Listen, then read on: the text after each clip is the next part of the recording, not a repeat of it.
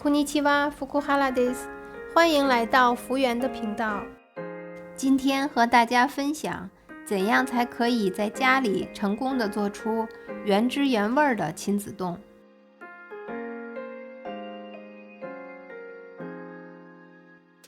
下面我们就开始制作吧。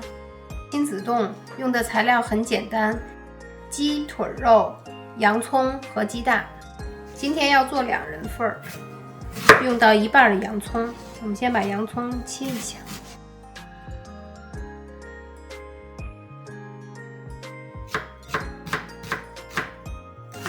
接下来我们处理一下鸡肉，2人份的鸡腿肉250克。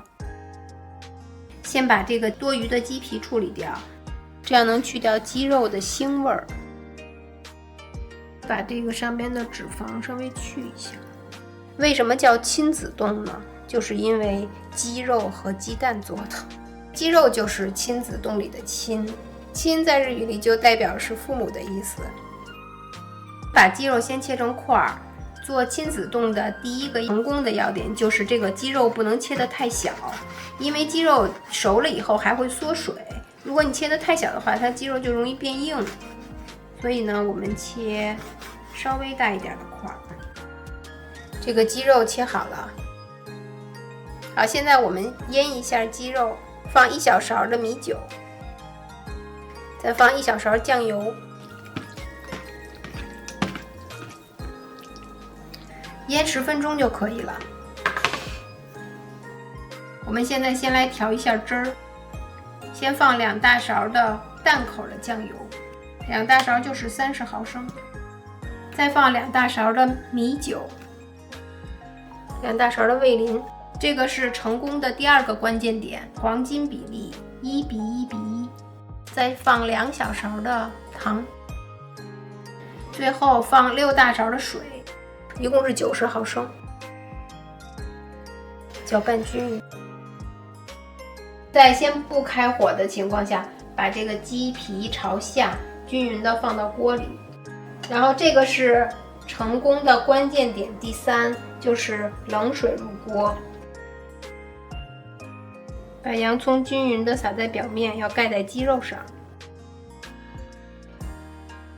然后接下来开中火。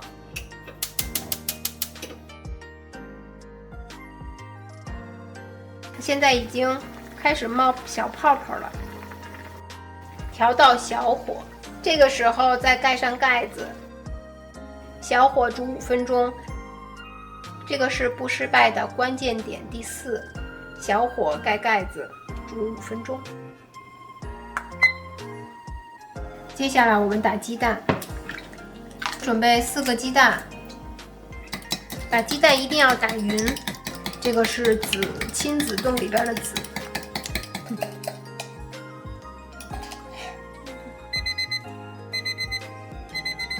5分钟到了，我们开盖，把鸡肉翻面，好香啊！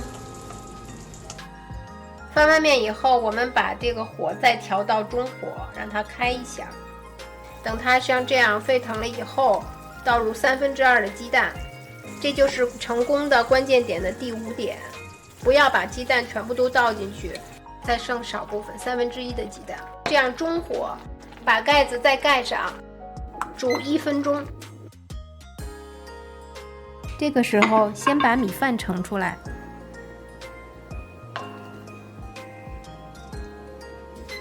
，1分钟到了，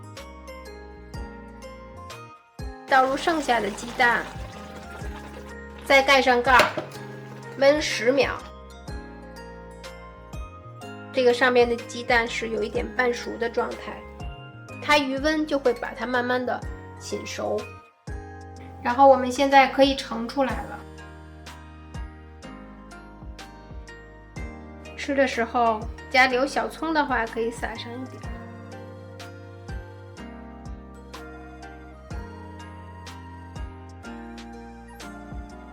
先尝一尝。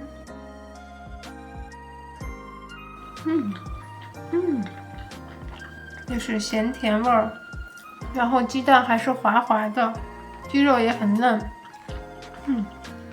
洋葱鸡肉和鸡蛋全部都融合在一起的味道，搭配红姜丝也很好吃。洋葱的这个自然的甜味全部都融合在这个鸡肉里边，而且洋葱是脆脆的，非常好吃。